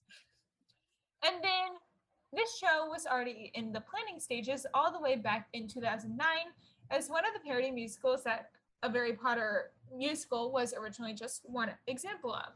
The Langs were initially uncertain if they'd ever make Holy Musical Batman, if their other plans worked out, and had offered to let Joey Richter and Ariel Goldman direct it as a college show, recommending A.J. Holmes to play the Joker. I could see him. He would be a great Joker. Especially after like seeing him in AVPSY. Like, yeah. Yes. So my fun fact is at a convention, it was at some Chicago con, where they promoted this show. Dylan was unfortunately unable to make it. And everybody was like in costume and all of that. And at the end, in walked not Dylan Saunders, but Sean Astin in the Scarecrow costume. And ever since then, Sean Astin has stated that his alter ego and person who will probably replace him at some point is Dylan Saunders because they look very much alike. Yeah. Like Sean Astin knows the Starkid people because of they all have like the same group of agents that all know each other. Here's the thing. The Starkids also know Ivana Lynch, and it's the best thing in the world. That is, oh my god, yes. Yes. But that's my fun fact, is the fact that Dylan Saunders and or will be replacing Sean Astin at some point, or vice versa. Who knows? Literally, Dylan Saunders is Sean Astin if Sean Astin could sing. Yeah. I just want to say that. Yeah. No offense to Sean Astin, he's a great actor. So, I don't know why this was the first thing I want to bring up. But isn't Julia Albine and Nick Straws as the Wayne parents in the beginning? I believe so. Okay. I was just curious because I was like, who is it playing them? Yeah. Also, I love the Batman 89 reference right at the beginning. So yes. Let's talk about that for a second because no one ever talks about it actually. So in Batman 89, spoilers, we find out that it was Jack Napier, aka the Joker, that shot the Waynes and killed them. Yeah. In this, I saw that Jeff Blim is the guy who shot the Waynes, Yes. implying that Sweet Tooth is the guy who killed Bruce Wayne's parents. Yes. I love that. I do too. Also, can we talk about my Halloween costume of Poison Ivy? Yeah. I was so determined on doing Poison Ivy that Halloween because I was obsessed with this musical and obsessed with Jamie as Ivy. I love Jamie so much. I do too. So, next question. Yeah. How old is Commissioner Gordon in this? I don't know. Because he's played by freaking Lauren Lopez. Like he says, I went on the road, Huckleberry Finn. But he's not Mark Twain. I think he's just a forgetful, rickety old man in this. And I love how in The American Way, he goes from being rickety, shaky old man to dancing perfectly in line and then going back to rickety, and no one talks about it. No one talks about it, and I kind of love it. Yeah. Oh my god. Lauren Lopez as Commissioner Gordon is one of the best castings that they have ever done. I think it's my favorite role of hers in this show. Yeah. Not that I think we gave her much to do with Did you like how I put that is the least accurate Calendar Man costume? Yeah. That is actually legitimately the least accurate that I've ever seen Really? to what he actually looks like. Yeah, look up what he looks like in the Arkham games, because that's what he's supposed to look like. Is he's bald and has a bunch of dates carved on his forehead. Interesting. And his name is Julian Gregory Day, after the Julian calendar and the Gregory calendar. I don't know what this is from, but I'm sure that this is what they were going for. Hang on. Yeah, it might be what they were going for, but at the same time, most people who know Calendar Man know him as the bald version with all the tattoos and stuff on his head. True. And he's also not British. So I love that that's what Lauren did. Yeah. Oh my god. I just want it to be known that Brian Holden as Clark Kent in the opening number, just like every time they do the holy music or the holy musical Batman and they look the dance, he's just staring at Meredith. He's just staring at his future wife. His future wife. Were they dating at that point? Yes, they were. Okay, so they were dating for a while. Yeah, I know. Just like how when we found out that Joey and Lauren were together for like 8 years. Speaking of which, I know I didn't mention Joey in the cast list. That's because he's not in it. He was already living in LA at the time, probably starring with Darren. Yeah, he was living with Darren and probably starring in Jesse. Yeah. But what was I gonna look up? Oh my gosh, just like I love that they acknowledge the Clark Kent stuff. Okay. I love that they acknowledge it.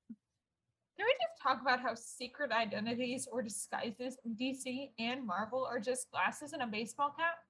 They literally are. Like, I think tell us we're wrong. We'll wait. I think that's why I love how many times they're like, Clark Kent. Oh, it's supposed to be a secret identity? Oh my god. I feel like I'm screaming now screaming with how empty my room is. Also, something that I just want to talk about, not just for this particular musical, but the fact that they brought this up makes me think about it, is like, because Batman lines his mask with lead because he doesn't want Superman to see him. Yeah. Isn't that like poisonous? Yeah. Isn't that like, I know there's probably shit protecting it, but at the same time, I want to know the science. Also, I just want to say I'm kind of bitter that Meredith is the first female to play the Riddler, and I am not. I just want to say I'm kind of mad. Yeah, I'm sorry. I'm just trying to remember what I was talking about in one of my notes. It says, I Oh. love Alfred's speech to Bruce, but it's like right before Brian is flying. Mm. So it has to be near the end, but I don't remember what the speech was about. Oh, was Because it it was the when Alfred yeah. has come back. Oh yeah, was it the thing where it's like, oh, we gotta save Robin and stuff? Probably. Probably that thing. Also, I can we talk about we gotta get this out right now. Nick Lang as Dick Grayson.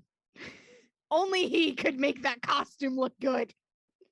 And also the fact that I'm pretty sure he shaved his legs for it. Definitely shaved his legs for the role. There was no hair on those legs. I love how my note about Nick Lang as Robin is just Nick has the nicest legs. And mine is, did he shave?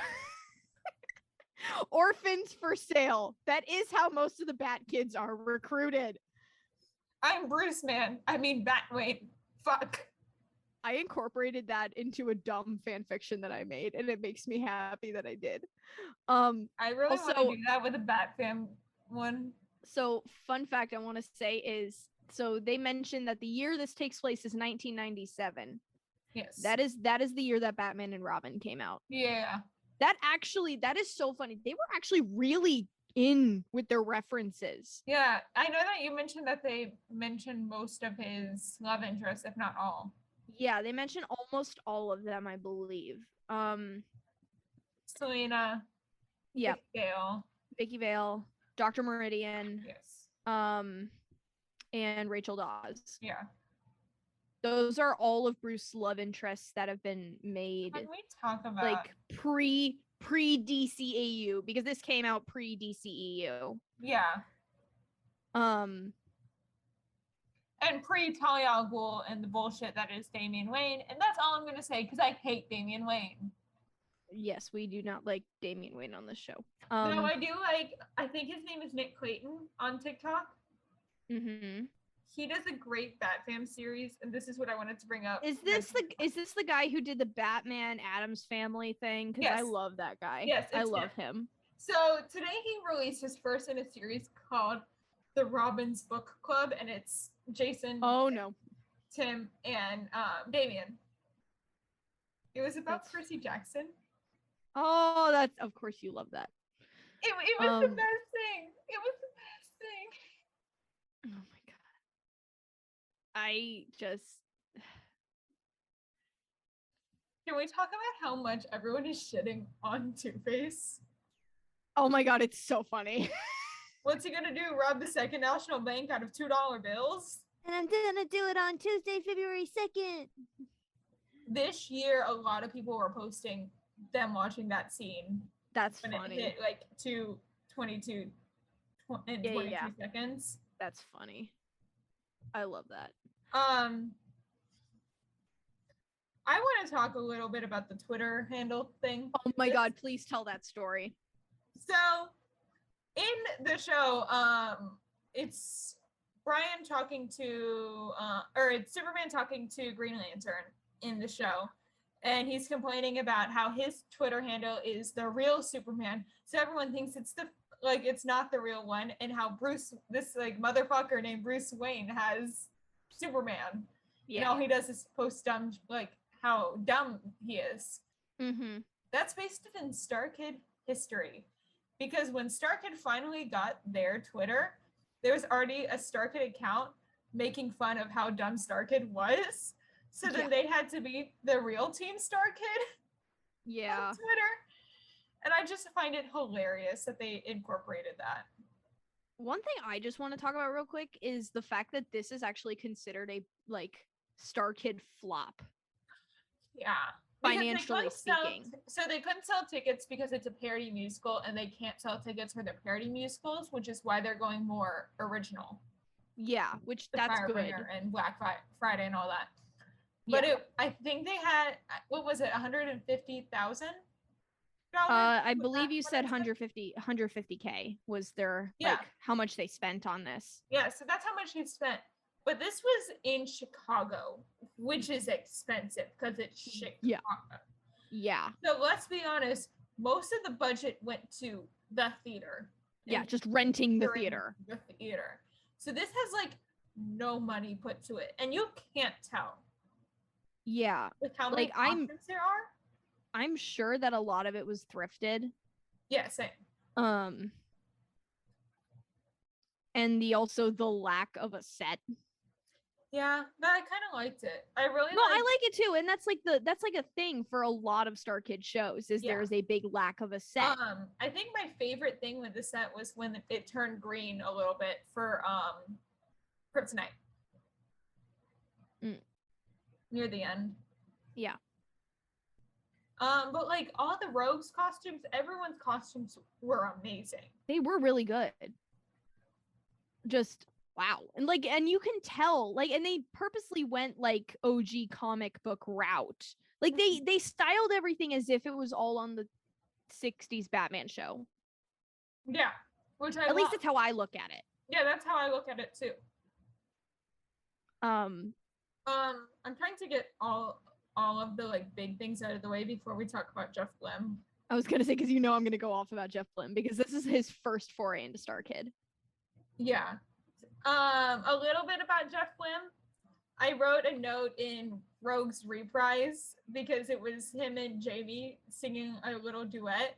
I said the first join us and die. I'm aggressively nodding for our people who can't see right now. Mm-hmm. I am aggressively nodding because yes. Oh my God. What's your favorite song in the show? What's your favorite song in the show? Yeah, what is yours? Oh, mine is Rogues Are We.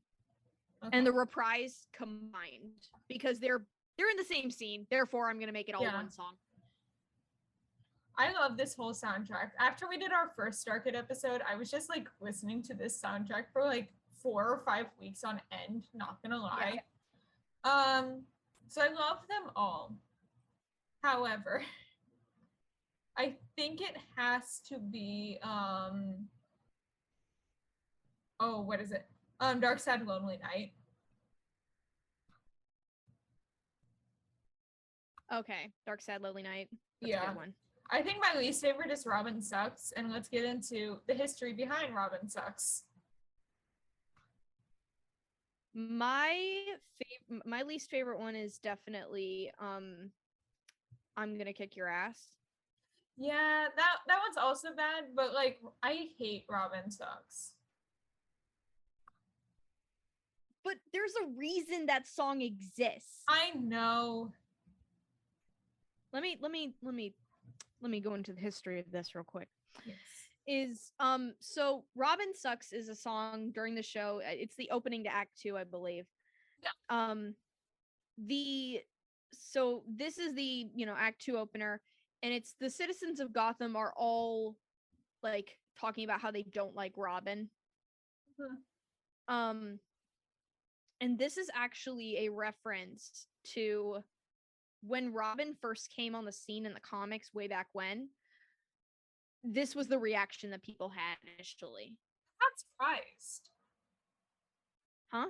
I'm not surprised that this was the initial reaction. Yeah, it doesn't shock me either, especially when they're used to like gritty Batman. But at the same time, it's hard for us to look at it, I think, from modern standpoint, since you and I grew up in an age where we have had like 3 or 4 different people being Robin. Yeah. And I don't mean like actors playing Robin. I mean like characters of Robin. Mm-hmm. So it's hard for me to look at it, and that's probably why you don't like it. Is because you're so used to different versions of Robin, and you're also used to not this version of Robin where he's campy and childish and everything. He's like that in Young Justice, though. I understand, but like, you know what I mean. Yeah, I know. But I also grew up on the 60s show. You did. So like, you're used to like, you're somewhat, those of people who grew up on the 60s show are used to this kind of campy, silly Batman. Yeah. Me, on the other hand, who grew up with the Arkham games, I am not. So it's very jarring for me. So So do you want to know who the dude is that's carrying Brian? Because I made a note about that. I was curious. Who is that? So hold on, where's my note about it? Is it just a random crew member No, wearing a it's mask? Jim. It's Jim Povolo? Yeah. He's the tall one, right? Yeah. Yeah, it's him. So that's not shocking, but at the same time, I wasn't expecting it to be him. Freaking Jim. Because here's the thing. I love him. When Jim was in Starkid shows on the regular, he was like, can I do the most random bullshit? Which is how we got him as Rumble Roar. Rumble Roar. He was like, so are we having Rumble Roar in person? I know. You told me about this. And Nick was like, I don't know yet. Like, haven't decided. He's like, I will be Rumble Roar. He didn't even like ask. He just said, that's me. Yes. Though another one of my favorite songs that I want to talk about real quick before things, just because I want to talk about convention appearances of this song. Oh no. Super Friends. Okay, this is actually Super Friends. It's cheesy and corny, but it's fun. Here's the thing about Super Friends. Oh god, here we go. No one knows the lyrics to Super Friends for the beginning part in Starkid. Yeah. Because we've had Darren of the Starkid members. We've had like Darren, we've had Joey Richter, and someone else. I forget who it was. I think those are the main two that have done it. Yeah. Have them do Super Friends as Robin. Because Nick doesn't like getting on the stage at conventions. Yeah. And they mess up the order, and it's the funniest thing. They'll mess up the order of the like random Robin inserts of like, I want to be a modern dancer, and all this. I want to play Nintendo. Yeah. Oh, I forget one of them, but it was like, I want to play Nintendo, and they were like, everyone was doing the who needs Nintendo when you've got a friend or whatever it was, but it was actually the Portraits of Friendship Ryan line. Oh my gosh. And you hear him try to yell it over everyone because else. Because it's Nick. Yeah. And it's great.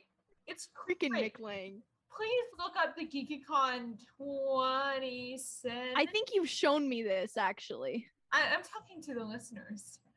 Oh, okay. For that number, because it's the best thing. Yeah. That whole show was a mess. Okay. Jeff Blim. I love this man. How did he coordinate all of the candy to the puns? I don't know. And I need to know. Jeff Blim, if you are listening, please enlighten us with this genius. Please come on the show. Please come on the show. I would love to talk about, being chaotic beings with you. Because out of the three people running Fan Fatales, I am the chaotic being. Jeff, please come on the show. We love you so much. Yeah, it's hard for me to think that this is the first time we've seen Jeff Blim in a Starkid project. I always forget that he did this. Was this before ABPSY? Yeah. When was ABPSY? I believe ABPSY. I believe AVPSY was in 2013. It says August 11th, 2012. Okay, so this still came out prior to it. That's so weird. That's so weird it's so weird to think that this is the first time we've seen Jeff Blim, and now he's become such a staple. Yeah. It's so weird, but like I love it at the same time because this is what first cemented that he is Walmart Jack Nicholson. Because he plays this as if it's Jack Nicholson playing him. Yeah. And clearly Sweet Tooth is supposed to be a parody of the Joker. We get that. Yeah. But the fact that they took it as far as they did and that he took it as far as he did, it cements it as he is one of the best Starkid villain actors like ever. Yeah. I'm sorry, I'm on Jeff Blim's Starkid Wikipedia. Of course you are. He first met Nick Lang in college when Nick came to see the complete works of William Shakespeare Abridged, a show that Jeff performs alongside Lauren Lopez. That's so odd to think about. So I guess they did a 24-hour theater event, and he got into writing and composing songs for musical theater with that. Mm-hmm. And that's where we get an early production of what would become the Trail to Oregon. Oh my god, that's so funny. Okay, I'm gonna get off his Wikipedia page before I. Yeah, we'll just start talking about him for like 2 hours. Yeah. So after Batman is called a butthead right before the the scream. Do you know what the caption says for this scream? Batman in like uppercase letters, all caps, all caps, says Batman screeches high pitched like a bat. It was in the script. Probably. Freaking okay. Can we talk about Joe Walker for a second? Because Joe Walker. I love Joe Walker so much. I do too. This is not my favorite performance that he's done.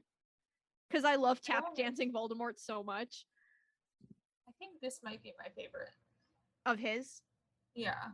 This is not my personal favorite of his. Because tap dancing Voldemort. Yeah. That will never not be my favorite of his. Unless he's in a new show and plays a crazy person again. Yeah. Yeah, I love it. Also him as Ducker.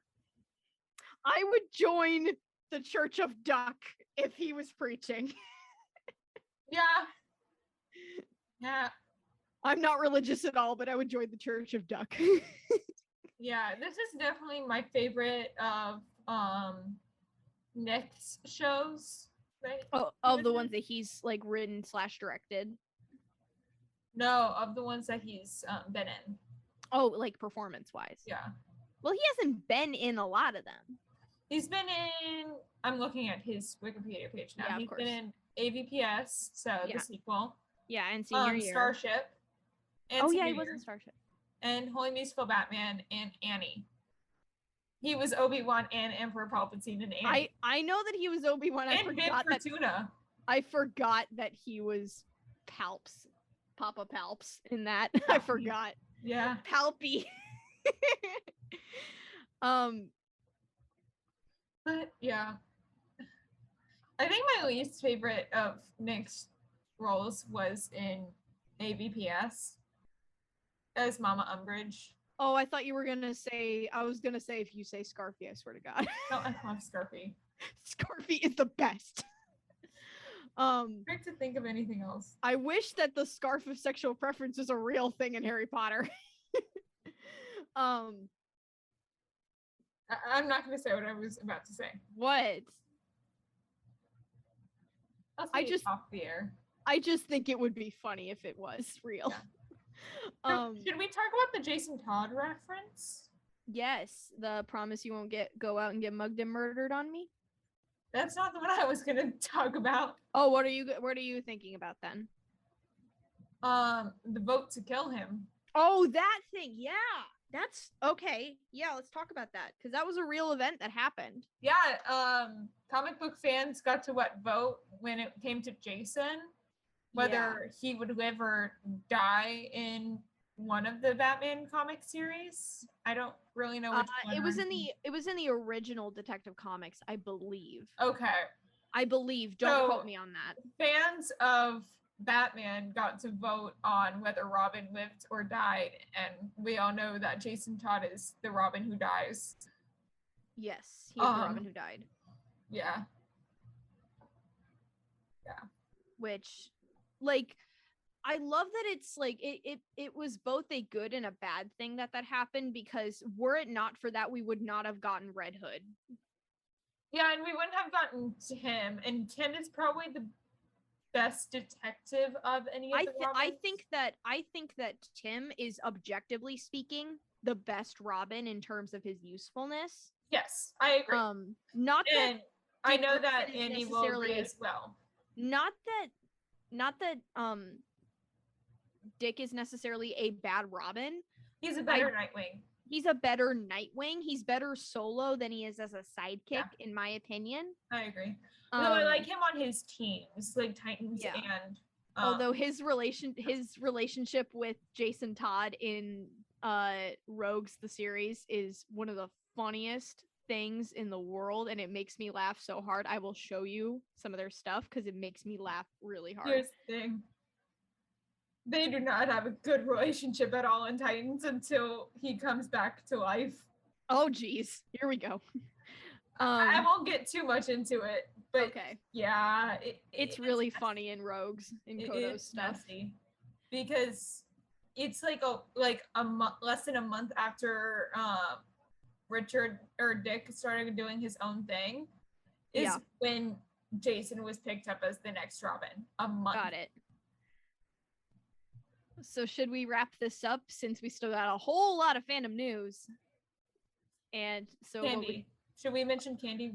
I love Candy. I do too. I want a Harley origin kind of thing with her. So I want to see a version of Mad Love, but with her. Yeah. Oh my god, that was so cute. I know that early thoughts of me like with this show was I thought that was just gonna be like Harley Quinn, just like with actually him now. just her. Yeah. No, I think it's a different person. I do too now. Because they never mention Harley in this show. No. And I think that was on purpose. Yes. Because they killed Joker in the first 5 minutes. Yeah. Which I think that was a good thing. I do too. So what would you rate this? I would rate this a 7 out of 10. Okay. I will rate this an 8 out of 10. Fandom news time, guys! Yay! Okay, so Beetlejuice has officially reopened on Broadway, which we are so excited about. Welcome back! And congrats to the new cast, the new cast members. Yeah, I love them. Oh, they're great. So nominations for the 37th annual Lucille Lortel Awards for Outstanding Achievement Off-Broadway were announced today by theater veterans Lily Cooper and Leah Deloria. This year, the awards will be handed out on Sunday, May 1st, 2022 at NYU Skirball beginning at 7 p.m. Eastern Standard Time. World of Color is to use a virtual line queue when it returns to Disney California Adventure on April 22nd. So the Percy Jackson author, Rick Riordan, announced with the caption, "Demigods, the time has come. I am thrilled to introduce you to Percy Jackson." And the role of Percy Jackson will be played by young star from the Adam Project, Walker Scobell. Disneyland Resort is to return to full capacity on May 1st. Marvel Studios revealed its intentions of not showing the Doctor Strange in the Multiverse of Madness in full until its Hollywood premiere, mimicking a choice the studio also pulled for Avengers Endgame to help prevent spoilers. Andre DeShields is set to depart the award-winning Hades Town on May 29th. Casting for the role of Hermes will be announced at a future date. After initial plans to submit it in limited series category, Loki will now be considered for Outstanding Drama. Hawkeye and Moon Knight to follow for Outstanding Limited Series submissions. The U.S. military discounted tickets with Genie Plus are available now for Disneyland Resort. Hong Kong Disneyland will reopen on April 21st. The closure began in January due to COVID-19 and was originally scheduled to last 2 weeks but was extended. The Paper Mill Playhouse has announced its 2022 to 2023 season, including Murder on the Orient Express, Disney's Hercules, and The Sound of Music. Susan Sarandon has closed a deal to play villain Victoria Cord in Blue Beetle. Sharon Stone was previously in talks for the role, and Victoria Cord is a new character created for the movie. Thor Love and Thunder teaser trailer pulled in 209 million views in the first 24 hours. Neil Patrick Harris has replaced Christian Borle as the Maker in Encore's Into the Woods.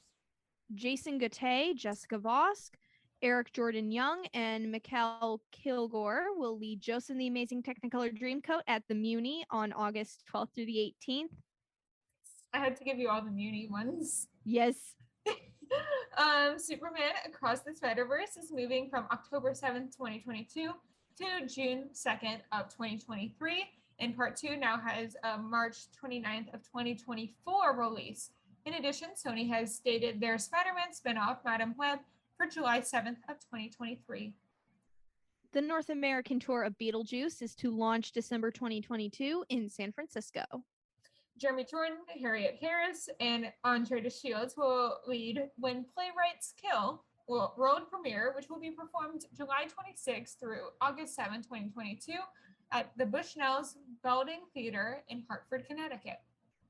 Christian Borle, J. Harrison G., and more to lead the classic comedy Some Like It Hot on Broadway, which will begin theater performances on November 1st and officially open December 11th at the Schubert Theater.